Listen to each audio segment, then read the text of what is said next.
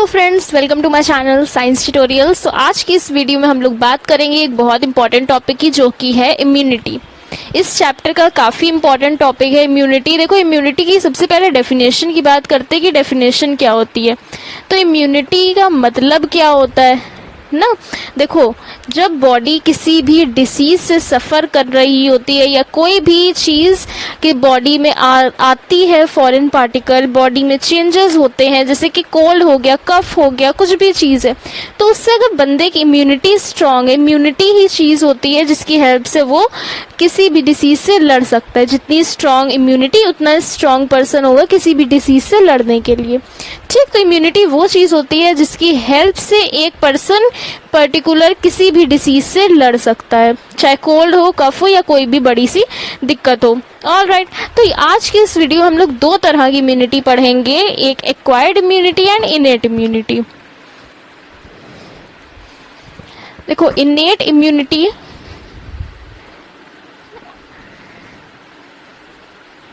And acquired immunity.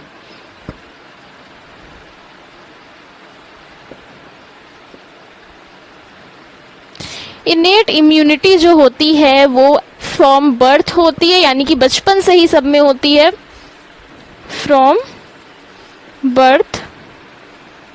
और जो acquired immunity होती है वो कैसे आती है, जब कोई पर्सन किसी डिसीज के, जैसे कि कोई भी डिसीज सडनली किसी भी एज में उसके अंदर चली गई, जैसे चिकन पॉक्स वगैरह होते हैं, तो जैसे बॉडी उन डिसीज से एनकाउंटर करेगी तो उनसे लड़ने के लिए जो एक्वायर्ड इम्यूनिटी होगी उस समय जनरेट होगी।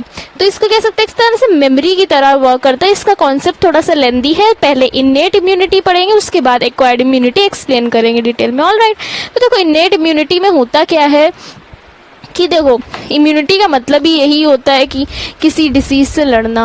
अब जब इनेट की बात करी जाती है तो होता क्या है, ये कुछ तरह के बैरियर्स प्रोवाइड करता है फ्रॉम चाइल्डहुड ही, जैसे कि स्किन हो गई, फॉरेन किसी भी पार्टिकल को, फॉरेन जर्म्स को, फॉरेन बॉडीज को बॉडी के अंदर आने ही नहीं देता।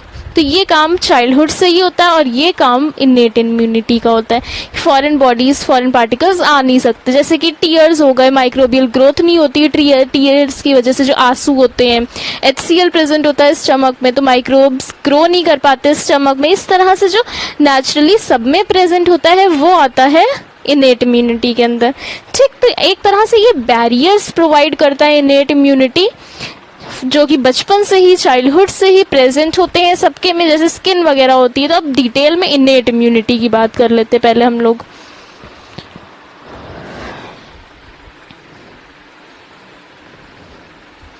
इनेट इम्यूनिटी,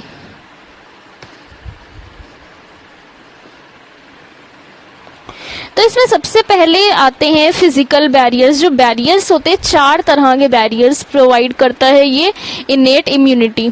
सबसे फर्स्ट है जिसमें physical barrier, second one is physiological barrier, physiological barrier,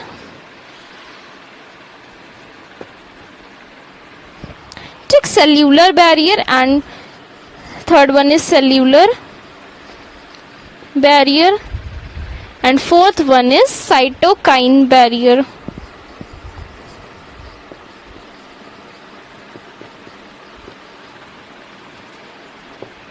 barriers, देखो, ये चार तरह के बैरियर्स प्रोवाइड करते हैं इनेट इम्यूनिटी।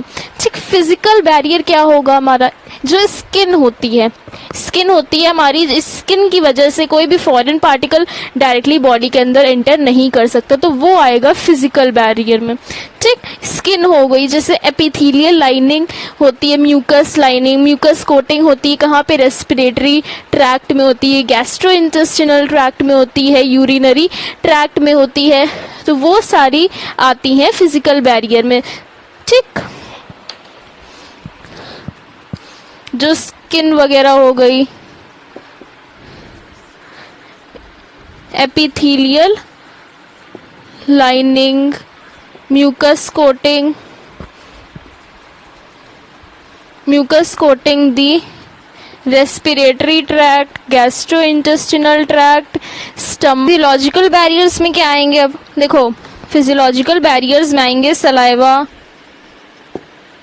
ठीक, टीयर्स, स्टमक में जो एसिड प्रेजेंट होता है, स्टमक में एसिड प्रेजेंट होता है जो, वो आएगा, ठीक। कौन सा प्रेजेंट होता है? HCl प्रेजेंट होता है जैसे, तो वो माइक्रोबियल, ये सभी जो है माइक्रोबियल ग्रोथ जो होती है उसको प्रिवेंट करते हैं, ठीक। ये काम हो गया फिजियोलॉजिकल बैरियर्स का। अब सेल्यूलर बैरियर्स क्या होंगे? जो कि फेगोसाइटोसिस करेंगे। फेगोसाइटोसिस मतलब एनगल्फ कर लेना, फॉरेन पार्टिकल्स को एनगल्फ कर लेना कहलाता है फेगोसाइटोसिस। और फॉरेन सॉलिड पार्टिकल्स को एनगल्फ करना फेगोसाइटोसिस कहलाता है, एंड फॉरेन लिक्विड पार्टिकल्स को एनगल्फ कर लेना, यानी कि उनको जैसे हम लोग ने एक प्रोसेस पढ़ा होगा, जैसे ये फॉरेन पार्टिकल्स है तो जो WBCs होते हैं इसके अराउंड इस तरह से स्ट्रक्चर बना लेते हैं, उनको एनगल्फ करके डिस्ट्रॉय कर लेते हैं। ये चीज़ हम लोग ने बहुत पहले पढ़ी थी, may be in class 10th पढ़ी थी, ठीक। और लिक्विड पार्टिकल्स को जब ऐसे एनगल्फ करते तो वो पिनोसाइटोसिस कहलाता है, ठीक। फेगोसाइटोसिस क्या करते हैं? देखो जो मोनोसाइट्स होते हैं, मोनोसाइट्स, ल्यूकोसाइट्स प्रेजेंट होते हैं, ल्यूकोसाइट्स, WBCs जो होते हैं ना, ल्यूकोसाइट्स आदि WBCs, थोड़ा सा ऊपर करके लिख देते हैं इसको,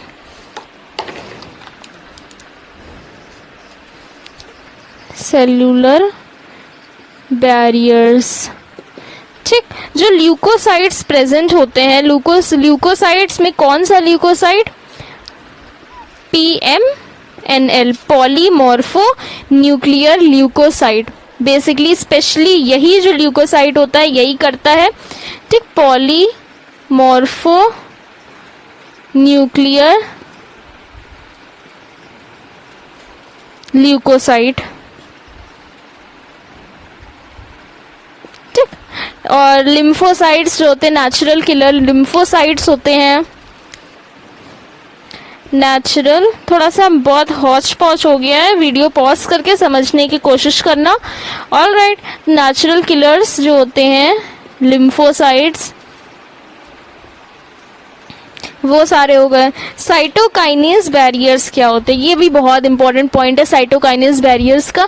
देखो जो सेल्स होते हैं, जो डिफेक्टेड सेल्स होते हैं, यानी कि जैसे कोई वायरस बॉडी में आया, ठीक, अब जो सेल्स उससे डिफेक्ट हो गए यानी कि इन्फेक्ट हो गए उससे, वो सेक्रीट करेंगे इंटरफेरॉन्स, ठीक।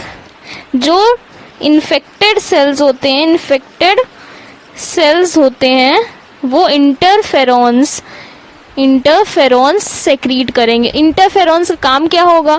तो वो जो सेल्स सेक्रीट करेंगे इंटरफेरॉन्स, तो उस इंटरफेरॉन्स से होगा क्या? जो नियर बाय सेल्स होंगे, जो अनअफेक्टेड होंगे, यानी कि जो सही सेल्स होंगे वो पहले से अलर्ट हो जाएंगे एंड खुद का डिफेंस मैकेनिज्म, यानी कि खुद को डिफेंस करने के लिए जो सेक्रीट करना होगा उनको, वो सेक्रीट करना स्टार्ट कर देंगे। यानी कि इंटरफेरॉन का काम क्या होता है?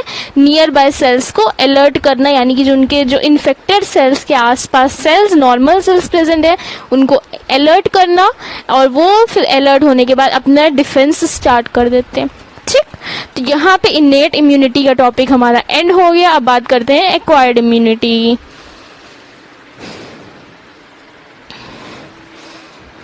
ये टॉपिक्स जितने ही ज़्यादा थोड़े से टिपिकल है, ये जितने मुझे तो बहुत इजी लगते हैं ये टॉपिक्स, उतने ही ज़्यादा इम्पोर्टेंट, उतने ही ज़्यादा इंटरेस्टिंग भी हैं। ऑलराइट, अब बात करते हैं एक्वायर्ड इम्यूनिटी की।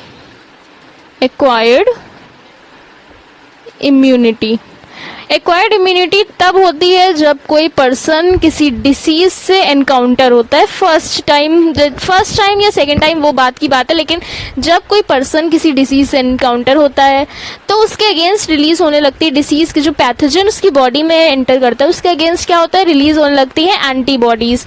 जब वो फर्स्ट टाइम, जो कि पर्टिकुलर जैसे वायरस है, चीकू वायरस, चिकन पॉक्स हो गया, तो वो चीकू वायरस जब फर्स्ट टाइम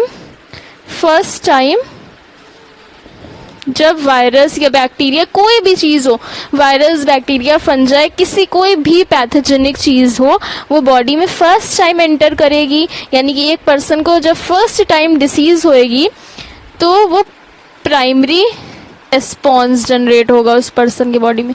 और जो ये प्राइमरी रेस्पॉन्स होता है ये बहुत हल्का सा होता है, यानी कि बहुत लाइट होता है, उतना हार्श नहीं होता और उतनी ज़्यादा बंदे को सिम्टम्स नहीं दिखते, बहुत नॉर्मल सा होता है, ठीक। लेकिन जब वही सेम पैथोजन उसी पर्सन की बॉडी में फिर से एंटर करेगा तो वो फर्स्ट टाइम वायरस या pathogen, better must write pathogen, because वो वायरस भी हो सकता है, फंजाई, बैक्टीरिया, एनीथिंग, ठीक। तो पैथोजन जो है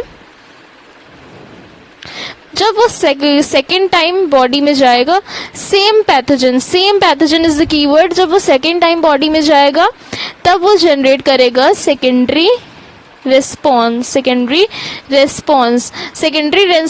थोड़ा इंटेंस होगा, यानी कि थोड़ा सा हाई होगा, बहुत थोड़ा हार्श होगा, कह सकते हैं हार्श या इंटेंस होगा, ठीक, ज्यादा होगा, मतलब इसका असर ये जब सेकेंड टाइम जाएगा तो ज्यादा होगा, ठीक। ये चीज होती है क्या, ये मेमोरी जनरेट रही, जब वो pathogen, particular pathogen first time enter करा बॉडी में तब थोड़ा सा असर हुआ, उसको कहा, जो बॉडी ने इम्यूनिटी के थ्रू शो करा उसको कहा प्राइमरी रिस्पॉन्स, वो थोड़ा सा लाइट था, लेकिन एक मेमोरी हो गई, जब वो वही सेम पैथोजन बॉडी में दोबारा एंटर करा तो बॉडी को मेमोरी थी, यानी बॉडी को याद था कि वही सेम पैथोजन है जो एक बार पहले एंटर कर चुका है बॉडी में। तो ये चीज बेस्ड होती है मेमोरी पे, ठीक। ये बेस्ड होती है मेमोरी पे कि उसको पता है कि ये जो पैथोजन एंटर करा है कि ये एक बार पहले भी एंटर कर चुका है, ठीक। अब बात करते हैं बी और टी सेल्स की। यहाँ पे तो हम लोग ने एक्वायर्ड इम्यूनिटी पढ़ लिया अच्छे से, और प्राइमरी और सेकेंडरी इम्यून रिस्पॉन्स पढ़ लिया। अब देखो बी लिम्फोसाइट्स, तो बॉडी जो होती है एंटीबॉडीज सेक्रीट करने लगती है, जैसे ही वो देखो हमें ये पता है कि जब भी कोई डिसीज, कोई भी पैथोजन बॉडी में एंटर करता है उसके से लड़ने के लिए बॉडी जो होती है एंटीबॉडीज रिलीज करने लगती है। वो एंटीबॉडीज होती क्या है, बहुत सारे प्रोटीन्स का कलेक्शन होता है, बहुत सारे प्रोटीन्स का कॉम्बिनेशन होता है जिसे कहते हैं एंटीबॉडीज, ठीक। तो बॉडी एंटीबॉडीज इसलिए रिलीज करती है ताकि वो पर्टिकुलर पैथोजन से लड़ सके। अब वो एंटीबॉडीज बनती कैसे हैं, वो B lymphocytes and T lymphocytes की हेल्प से बनती हैं, ठीक। B lymphocytes and T lymphocytes.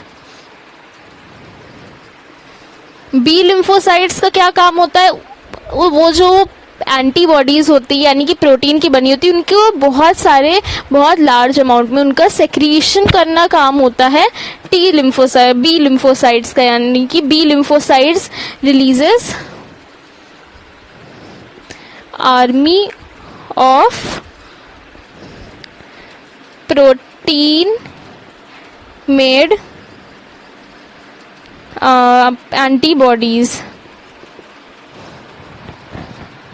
ठीक, जो कि ब्लड में रिलीज होती है, ये इसीलिए इसको कह देते हैं ह्यूमरल रिस्पॉन्स। ब्लड में रिलीज होती है, ह्यूमोरल कह देते हैं इसीलिए इसे humoral immune response,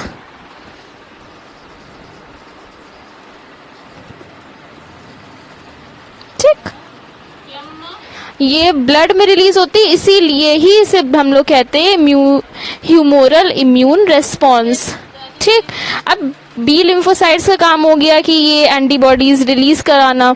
T lymphocyte क्या करता है, टी लिम्फोसाइट का फंक्शन नॉर्मल सा होता है कि ये बी लिम्फोसाइट्स को हेल्प करता है एंटीबॉडीज बनाने में, helps B lymphocytes to make या टू मैन्युफैक्चर ये to manufacture antibodies. B lymphocytes कह सकते हैं या फिर बी सेल्स कह सकते हैं, कुछ भी कह सकते हैं इनमें से। ऑलराइट, तो यहाँ पे हमारा काफ़ी सारा पार्ट ओवर हो गया है। आई होप आपको ये थोड़ा सा जो मैंने आज बताया acquired immunity and innate immunity समझ में आया होगा, बिकॉज इससे ज़्यादा और कुछ था भी नहीं शायद इस पॉइंट में। अब तो एक तरह से हम लोग ये चीज़ कह सकते हैं कि ये जो प्राइमरी और सेकेंडरी इम्यून रिस्पॉन्स होता है वो is carried out by the help of B lymphocytes and T lymphocytes। इनका बहुत मेजर फंक्शन होता है किसी भी डिसीज से फाइट करने के लिए। ऑलराइट, तो आई होप आपको आज का कंटेंट मेरा अच्छा लगा होगा एंड वीडियो काफ़ी हेल्पफुल रहा होगा। एंड अगर वीडियो आपको अच्छा लगा हो, हेल्पफुल लगा हो आपको, तो please hit like button to this video, support my channel, subscribe my videos, hit the bell icon and keep supporting. Bye bye.